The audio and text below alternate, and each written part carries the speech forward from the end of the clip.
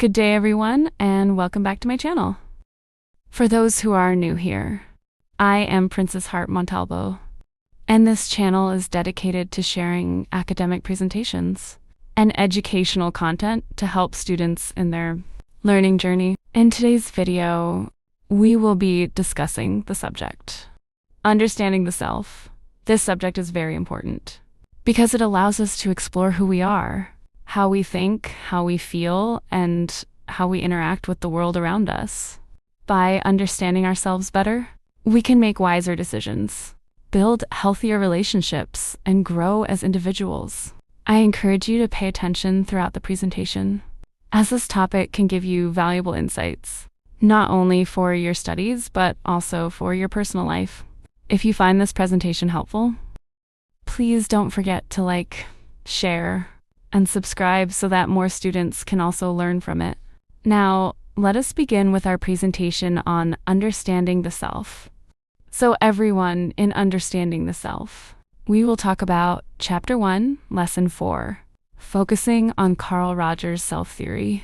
In this lesson, we will discuss how the self develops from childhood, how free choice and action shape who we are, and how our values influence the decisions we make. We will also understand why Rogers considered the self as the center of experience.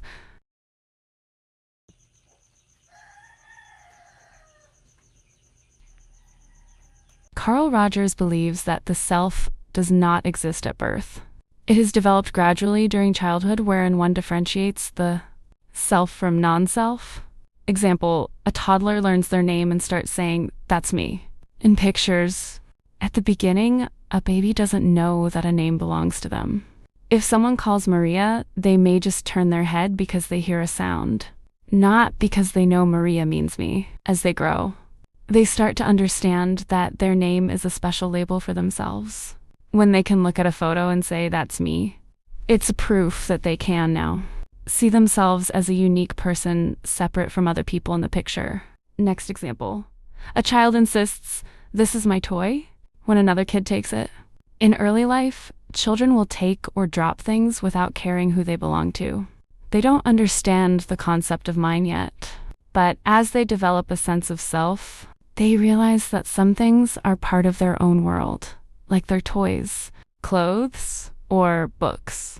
When a child says, "This is my toy," they're showing they can now tell the difference between what belongs to them and what belongs to someone else. This means they are learning to separate self from non-self. Next example, a young student realizes they like drawing more than playing sports. When children are very young, they often just do what everyone else is doing. They don't yet think about what they personally enjoy. As they grow, they start noticing that some activities make them happier than others. If a child says, "I like drawing more than sports," it means they've discovered a personal preference. This is an important stage in self-development because they're recognizing what makes them unique, their own interests, skills, and personality. Means Carl Rogers is saying that when we are born, we don't yet have a clear idea of who we are. As we grow up, we slowly start to realize the difference between ourselves and the outside world. This process creates our self-identity. He also proposed that by means of free choice and action, one can shape himself or herself based on what he or she wants to be. Rogers considered the self as the center of experience. Carl Rogers believed that people are not just shaped by the world around them. They can actively shape themselves. This happens through free choice and deliberate actions. For example, if someone wants to be kind, they can choose to act kindly every day. And over time, this becomes part of their identity. Rogers also said that the self is the center of all our experiences. It's like the core of who we are, where our thoughts, feelings, memories, and goals all come together. Everything we experience in life is understood from the point of view of this self. This means that how we see ourselves influences how we see the world, and how we see the world affects how we see ourselves. Example, choosing to be helpful to others. In the beginning, a person might not see themselves as particularly kind or helpful, but if they choose to assist others, like helping a classmate understand a lesson or carrying groceries for a neighbor. These actions start to add up. Over time, they begin to see themselves as a caring person, and others see them the same way. This shows Roger's idea that repeated choices and actions can shape who we are. Next example, practicing a skill regularly. A teenager who can barely play guitar at first may decide to practice daily. Slowly, they improve, join a band, and even perform on stage. Eventually, they begin to think of themselves as a musician. This identity didn't exist before it. Was created by their free choice to keep practicing and improving. Example, standing by personal values. For example, a student may have the chance to cheat on an exam, but decides not to. Even though it would be easier, this choice reinforces their belief that they are honest, and others begin to see them as trustworthy.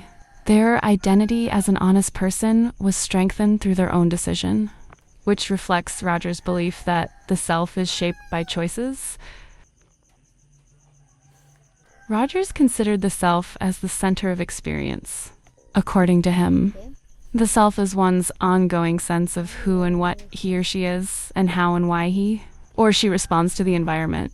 Carl Rogers explained that the self is our ongoing sense of who we are, our identity, values, abilities, and personality. It is not something fixed at birth, but something that develops through our experiences. The self acts like the center of all our thoughts, feelings, and actions. Everything we do and how we respond to the environment is influenced by our self-image, the way we see ourselves. If we see ourselves as smart, kind, or talented, we are more likely to act in ways that match that belief. On the other hand, if we see ourselves as shy or incapable, we might avoid situations that challenge that belief. Think of the self as a lens or filter. We experience the world through this lens, and it colors how we interpret events. If our self-image is positive, we tend to face challenges with confidence. If our self-image is negative, we might feel more fear, hesitation, or doubt. For examples, student leader Maria sees herself as a capable and responsible person. When her teacher asks for volunteers for class president, she raises her hand confidently. Her belief in herself gives her the courage to take on leadership roles and manage responsibilities. Next example is shy performer. John loves acting but sees himself as shy and easily embarrassed. When there's an audition for the school play, he decides not to try out even though he really wants to. His self-image of being too shy stops him from taking a risk and possibly enjoying something he loves. Last example, helpful friend. Anna believes she is a caring and compassionate person. When she sees her classmate crying, she immediately sits beside them, listens to their problem, and offers comfort. Her self-image as helpful shapes her natural response to care for others. According to Rogers, the choices an individual makes are based on his or her set of values. Our values are the deeply held beliefs and principles that guide our behavior and help us decide what is right or wrong, important or unimportant. They come from many sources: our family, culture, religion, personal experiences, and even the people we admire. Values are like an invisible rule book we carry inside us. When we face decisions, big or small, we often rely on these values to choose our actions. For instance, if you value honesty, you will likely tell the truth even when lying might make things easier. If you value kindness, you might help someone even if it takes time away from your own tasks. If you value hard work, you'll push yourself to finish something properly instead of rushing through it. Values act like a compass, always pointing us toward what we believe is the right path. They shape our priorities, influence our goals, and affect the way we treat others. Even when no one is watching, our values often determine what we choose to do. For examples, an honest student. Liam values honesty and fairness. During an exam, he refuses to cheat even when classmates are doing it, because being truthful is more important to him than getting a higher score. Next example is loyal friend Sophia values loyalty. When her friend is being criticized unfairly, she stands up for them, even if it means getting involved in conflict. because protecting her friend matters more to her. Another example is hardworking athlete. Carlos values dedication. He trains every day, despite the weather and his busy schedule, because he believes effort and consistency lead to success. Rogers' theory focuses on the nature of the self and the conditions that allow the self to freely develop. Carl Rogers believed that every person has the potential to grow, change, and become the best version of themselves. But this can only happen if the right conditions are present. By nature of the self, Rogers meant our sense of identity, who we are, what we believe, what we want, and how we see ourselves. This self is not fixed at birth. It develops over time through our experiences, relationships, and choices. However, for the self to develop freely and positively, people need an environment that supports their growth.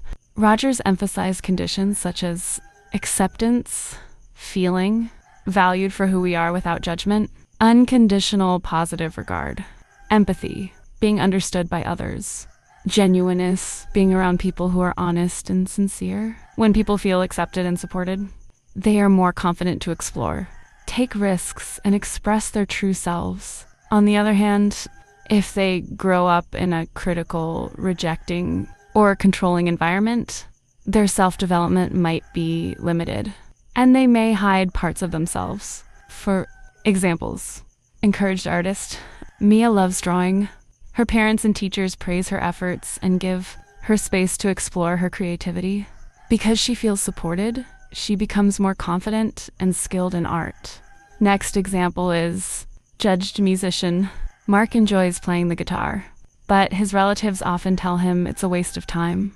Feeling discouraged, he starts playing less and hides his interest, which limits his growth as a musician. Another example is open-minded student. Alex's teacher listens to his opinions and respects them, even if they are different. This makes Alex feel valued, and he becomes more willing to share ideas and participate in discussions. That's it for today's lesson on Carl Rogers' self-theory and understanding the self. If you enjoyed this video and learned something new, make sure to share with your classmates, and subscribe for more lessons. Don't forget to hit the notification bell so you'll stay updated. This has been Princess Heart Montalbo, reminding you, know yourself, grow yourself. Thanks for watching, and see you in the next video. Bye.